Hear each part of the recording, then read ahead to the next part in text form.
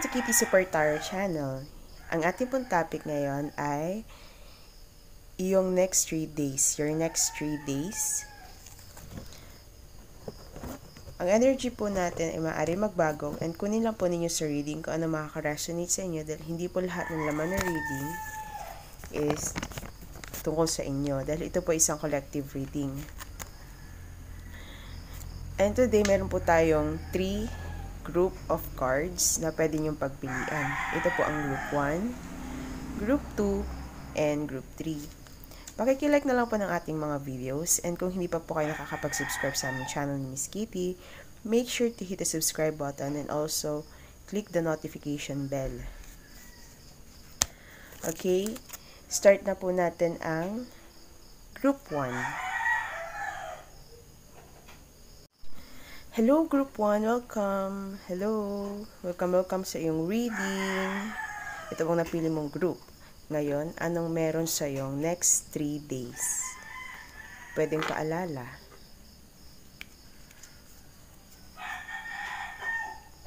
Queen of Wands sa tarot.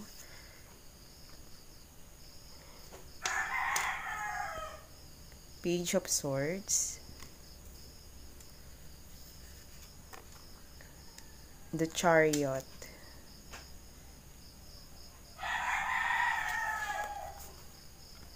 Page of Wands. Queen of Pentacles. And Eight of Wands. Sa oracle card mo naman, meron kang saving, preservation, collection, meanness, evidence, detection, investigation, proof, care, parenthood, patron, support, and origin, initiation, creativity, vitality.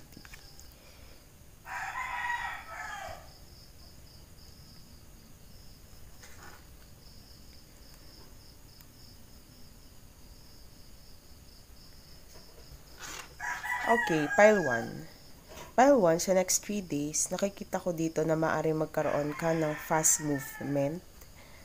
Sa mga araw na ito, maaari maging busy ka. Sa mga araw na ito, kung may work ka, magiging busy ka sa trabaho mo. Maybe you need to travel for work.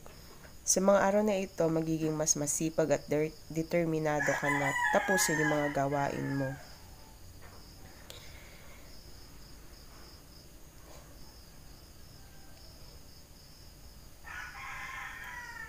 Kilala kasi ito na talagang ito si Queen of Wands natin. Diba ito ay matapang ito at napaka-action oriented. Maring magiging ganun ka sa next 3 days. Ganito ang mararanasan mo sa loob ng 3 araw na ito, mas magiging creative ka at marami ka rin paplanuhin para sa sarili mo. Maaaring makaisip ka na need mong mag-save siguro para sa sarili mo or hindi ka masyado maglalabas ng pera sa mga days na ito. Siguro yung iba, nagtitipid at may mahalagang paglalaanan ng pera. Pero yung iba dito, gusto lang talaga mag-impok. Yung iba dito, nakakaramdam na gustong gumala. Or may gustong subukan na bago, may gustong pasyalan, pwede ring mahabang travel. Kung student ka pa lang, mas goal-driven ka sa mga araw na ito, marami kang mga kailangang tapusin kasi maaring meron kang mga kailangang ipasa agad kasi papalapit na yung deadline.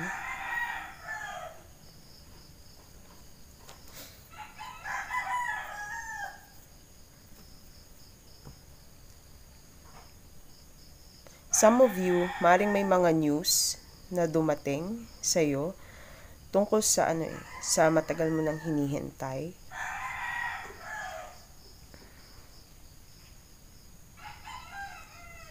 Mas aware ka rin sa mga araw ngayon na ito. Mas malakas yung intuition mo, madali mong mapapansin yung mga kakaiba sa paligid o sa person na kilala mo. Nandito kasi si Page of Swords. Diba gossip card ito? Tapos nandito din sa ibaba yung evidence. May mga people na gustong manghalikwat sa buhay mo. Siguro chismis ito. Gustong alamin kung ano ba talaga yung tungkol sa'yo. Parang humahanap sila ng proof about sa'yo or about something. Curious kasi ang mga taong ito sa'yo maybe about your finances ito. Be careful lang today, lalo na sa mga sasabihin mong information about sa'yo, lalo na kung tungkol ito sa finances mo. Okay, thank you, Group 1, sa pakikinig sa inyong reading. Please like and subscribe sa aming channel. God bless! Hello, Group 2. Welcome sa iyong reading. Ito po yung napili mo pile. Meron kang 10 of Swords. Tarot card ito. 3 of Pentacles. The Tower. 8 of Pentacles. That card. King of Wands.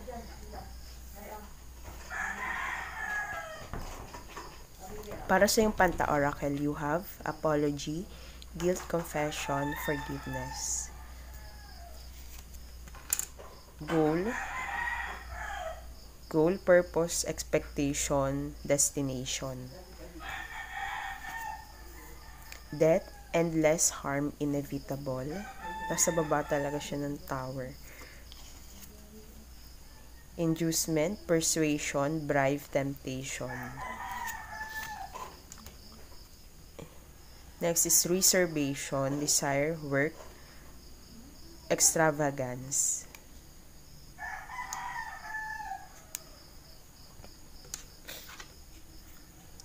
Pile 2, sa next 3 days, makaka-feel ka na ikaw ay motivated. You will feel optimistic. Gagawin mo yung gusto mo. Yung iba siguro yung hobby mo, pagkakaabalahan mo. Magpapamper ka sa sarili mo. Maybe makakaisip ka na may gusto kang baguhin sa physical looks mo. New hairstyle. Siguro bibili ka ng damit, magsha-shopping, mag-exercise. Iiwas ka sa mga temptations na makakasagabal dito sa goal mong ito. Itong mga nakaraan siguro, nakaranas ka na parang bored ka, unmotivated. Pakiramdam mo wala kang magawa sa situation mo, sa buhay mo. Yung iba dito merong mga gawain or trabaho, you feel lazy. Parang napipilitan ka lang gawin yung mga ito, pero sa susunod na araw, mas magbuboost yung confidence mo sa sarili.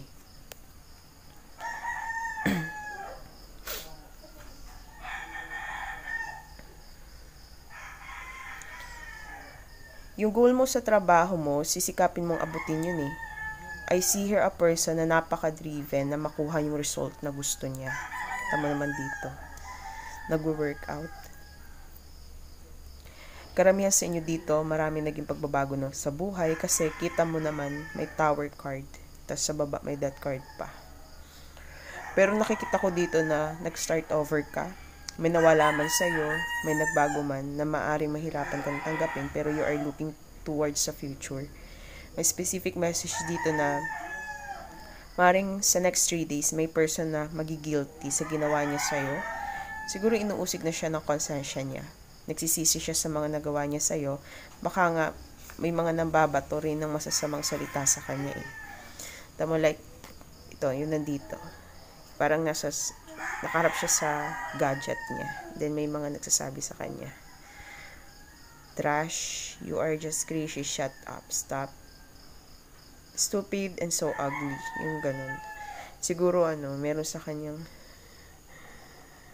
siyang mga haters sa social media. Okay. Group 2, thank you so much sa pakikinig sa iyong reading. Please like and subscribe sa aming channel. God bless.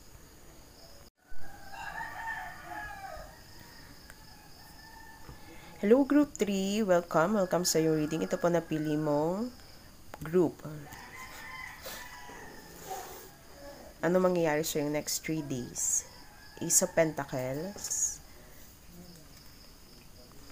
Two of Swords,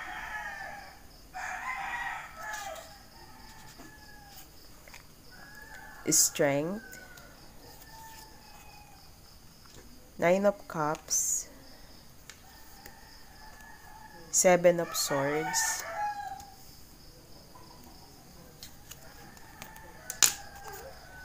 Two of Pentacles. Baka magtitinda ka, magluluto ka next 3 days. Ganun pa rin yung gawain. May nakasilip. Ano to, magnanakaw. Siguro ingat ka na lang din sa mga gamit mo. Huwag mo hayaan bukas yung bintana mo or baka may stalker. Blessing, fulfillment, well-being, enlightenment, fright, depression, phobia, paranoid. Sa baba siya. Accident, danger, caution, injury. Ingat ka na lang din sa ginagawa mo, group 3. Robbery, exploitation, recaution, unfairness. Pero naka-reverse naman. Readiness, preparation, prompt arrangement. Pile 3, sa susunod na 3 araw, sa tingin ko, you will be juggling 2 things. Pwedeng, hita mo 2 dito, 2 din dito. Pwedeng ito sa mga bilihin mo, mga paglalaanan mo ng finances mo. Maaari kasi may darating kang pera. Tapos mo, sa baba, may blessing. And, ang kailangan mo talagang mag-plan kung paano ang paggastos mo dito. Siguro na may problema ka kasi baka kulangin. Ito ay pagdating sa finances mo, Bukod sa finances, may iba pa sigurong bagay na kailangan mong pag-isipan ng mabuti dito. Siguro natatakot ka kung anong kalalabasan nitong naging decision mo kasi parang nahati dito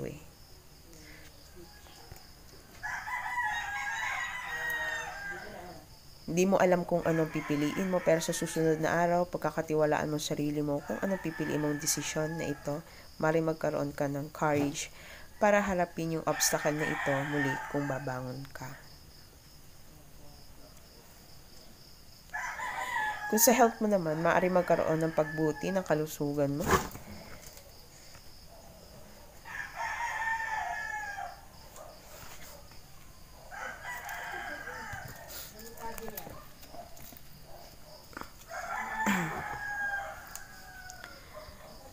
Magkakaroon ng pagbuti ng kalusugan mo kasi kita mo naman dito, para nakakabawi na siya after nung accident dito, 'di ba?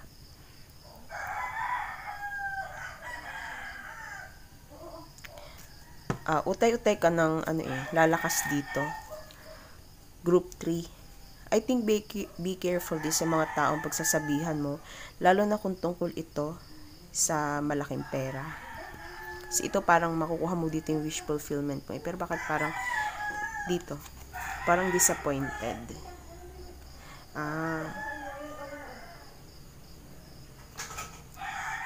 Siguro sinasabihan din dito maging careful ka rin sa health mo. Huwag masyadong magkaroon ng pahinga. Kasi kita mo, nakuha nga niya yung cups pero injured siya dito. Injured. Yun nga, maging maingat ka sa pagsasabihan mo ng mga, lalo na tungkol dito sa malaking blessings na darating sa'yo. Kasi maaari may people around you na gustong mag-take advantage sa'yo. Maging tahimik ka na lang kung may dumating man sa'yo na malaking blessing kasi maaari din na kainggitan ka sa mga natatamo mo mga nakukuha mong bagay dahil sa luck and sa pagiging successful mo. Maging matalino ka sa dapat pagkatiwalaan na tao. It's okay na maging proud ka sa mga nagiging success mo o blessing na matatanggap mo, pero sa ngayon mas maiging mag-ingat ka sa pag-share nito sa ibang tao. Okay, thank you Pile 3. At yan na po natatapos ang ating reading for Pile 1 and 2 and 3. At nawa sana maging divinely guided po tayo sa bawat desisyon na ating gagawin. At kung nag-resonate po sa inyo ang lahat na ito, at hindi pa kayo nakakapag-subscribe sa aming channel, make sure to like, subscribe, and hit the notification bell para ma-notify po kayo sa bago naming uploaded na videos. Bye! God bless!